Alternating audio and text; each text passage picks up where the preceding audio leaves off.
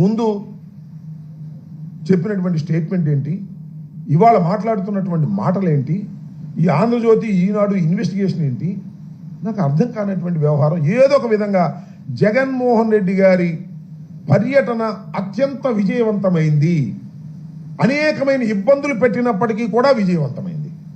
దీన్ని భరించలేక ఎన్ని కేసులు పెడుతున్నారు మా మీద. రాత్రి ఒక కేసు పెట్టారు, వచ్చి నోటీస్ ఇచ్చి వెళ్ళారు నాకు రాత్రి 10ంటికి. అనేక మంది మీద, పల్నాడులో ఉన్నటువంటి వైఎస్ఆర్ కాంగ్రెస్ పార్టీ నాయకుల మీద, సుధీర్ భార్గవ్ రెడ్డి మీద కేసు పెట్టారు, గోపిరెడ్డి గారి మీద కేసు పెట్టారు.